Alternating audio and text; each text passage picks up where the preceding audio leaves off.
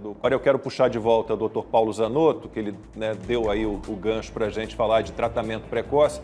Doutor Paulo, não sei se o senhor pode se aprofundar nisso, mas eu tenho conversado não só com o senhor, mas com muitos cientistas e médicos e profissionais envolvidos com isso tudo, e tenho visto muitos deles assustados e recebendo ameaças. Eu nunca vi uma guerra contra um tratamento como tenho visto agora, né? Por que isso, doutor Paulo?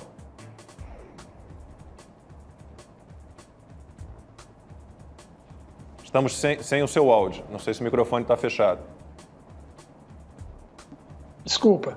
Essa é a pergunta mais importante acerca dessa pandemia como um todo. É claro que tem uma agenda política e tem pessoas que realmente acham que esse colapso social e econômico pode facilitar numa competição por relações hegemônicas entre diferentes ideologias e formas de poder. Isso é tão óbvio, é tão descarado e é tão patente que é aquela história de a gente ter as novas roupas do rei, né? Como se a verdade fosse a mentira. Então, eu acho que... Eu não vou comentar sobre isso. O cancelamento é total e completo de qualquer pessoa que se manifesta no sentido de expor essa gigantesca farsa. Então eu não quero discutir isso aqui. Você sabe muito bem o que está acontecendo. É uma total falta de vergonha. O povo brasileiro está cada vez mais consciente do que está acontecendo. Independente de fact-checkers, de pessoas que tentam controlar o entendimento das pessoas, isso não está acontecendo e as pessoas estão entendendo claramente o que está acontecendo. Isso vai ter uma repercussão extremamente séria. A gente sabe de várias ações importantes acontecendo em vários lugares do mundo, envolvendo cortes e tribunais internacionais, e essa história não vai acabar muito bem para várias pessoas. Eu espero que o povo se organize e entenda que ele tem o direito ao tratamento que ele escolher com relação à liberdade do médico de poder receitar. Eu não vou mais comentar sobre isso. Eu só queria falar um negocinho sobre o lockdown, que é uma coisa interessante. Novamente, quando a gente vai criando narrativas improvisadas e que interessam à reposição hegemônica, a gente geralmente desvia completamente da ciência, que é tão usada hoje em dia de maneira completamente absurdamente incoerente. O coronavírus, o SARS-CoV-2, de onde é que ele vem, pessoal? Ele vem de morcegos. Como é que vivem esses morcegos e como é que eles se espalham entre os morcegos? Em cavernas.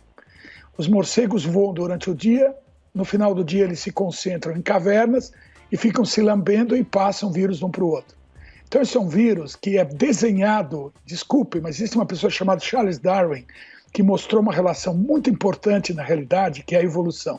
Esse vírus evoluiu, senhores, para ser transmitido em ambientes confinados. Essa é a biologia dele. E isso está sendo desprezado pelas construções e narrativas improvisadas que servem a agendas de reposição hegemônica, mas que não respeitam a ciência, não respeitam o conhecimento que a gente tem da biologia, não respeitam o entendimento de evolução, absurdamente falaciosos, entendeu? Então, deduzam daí o resto. Num país como o Brasil, que tem 15 milhões de pessoas vivendo em favelas, né, as nossas cavernas, elas, né, abrigam muita gente. São 8, 9, 10 pessoas num cômodo, às vezes. Doutora, eu sempre tenho um pouco de dificuldade em acreditar, a gente coloca tudo como se fosse, né, como se fosse na conta das narrativas, mas o fato é que mais de 150 países pelo mundo adotaram e continuam adotando lockdown. E a gente não está na fase inicial mais da doença, né? A gente já está numa fase que a gente tem um ano de literatura, de experiências produzidas pelo mundo inteiro e esses mesmos países, quando a transmissão comunitária, quando o contágio aumenta, eles recorrem de novo ao fechamento porque agem pela lógica e dizem que como as pessoas são vetores do vírus, quanto mais a gente se encontra, né, quanto menos distanciamento social se tem, mais se transmite o vírus. Essa é uma lógica, parece ser uma lógica muito simples por trás do lockdown e os números mostram que muitos países que adotaram de maneira mais eficaz... A minha pergunta para o senhor... países que adotaram de forma mais eficaz, como o Reino Unido ou como Portugal, de fato tiveram uma queda relevante nos casos e têm conseguido agora manter em níveis mais baixos. É óbvio que muitas vezes quando esses países reabrem, a contaminação aumenta de novo, que é uma prova de que quando as pessoas se encontram, a contaminação aumenta. Então, o que eu quero saber é isso, é só o mundo inteiro está errado e o Brasil está certo? É difícil, né, chegar a um denominador comum, aparentemente. Primeiro, deixa eu tentar explicar uma coisa. Os dados que você sempre fala, agora que você falou nesse momento, não são esses. Os dados mostram que a probabilidade de você se infectar num ambiente confinado é muito maior do que você estar num ambiente aberto, com troca de ar, e onde você mantém um distanciamento social. Lockdown não tem nada a ver com distanciamento social. Lockdown é um sistema de shutdown, tá? É um sistema de shutdown onde você encerra todas as atividades de maneira horizontal, sem nenhum tipo de critério, onde você verticaliza o distanciamento social em termos de prioridade. Então é um conceito equivocado, primário, estulto, extremamente primitivo. Agora, na verdade, isso era feito, de alguma certa forma, durante as pestes no século XIV, assim por diante. A gente está no século XXI e a gente sabe muito bem que não existe evidência mostrando o que você está falando. Muito pelo contrário, a evidência é quando você confina pessoas, e a evidência, inclusive, começou a sair de Nova York no ano passado.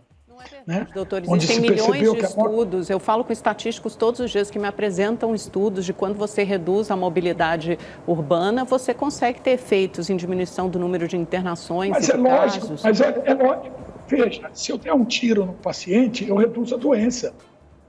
Qual é a lógica em você fazer um shutdown, eliminar toda a economia e atividade social, deixar as pessoas agora começarem a se suicidar ou destruir a economia de um país porque você acha que você está sendo lógico? Existe uma coisa, Amanda, que chama custo-benefício e risk assessment, entendeu? A gente já sabe hoje em dia que as pessoas confinadas transmitem o vírus melhor. Então, na verdade, o lockdown gerando confinamento não tem nada a ver com distanciamento social. São conceitos completamente diferentes e não adianta tentar esconder um dentro do outro. Eles não cabem. Eles são conceitualmente duas soluções que têm predicados substantivos completamente diferentes. Então, a estratégia de distanciamento social verticalizado e inteligente, sim, isso reduz a transmissão do vírus. Simplesmente jogar todo mundo para dentro de casa e fechar todas as lojas e fazer tudo, isso não ajuda, isso facilita a transmissão viral. Isso já está bem estabelecido. As pessoas estão confundindo as duas coisas. As pessoas veem redução de contato social como redutor de transmissão. Portanto, isso eles acham que justifica o shutdown, quando na verdade o shutdown não tem nada a ver, é outra coisa.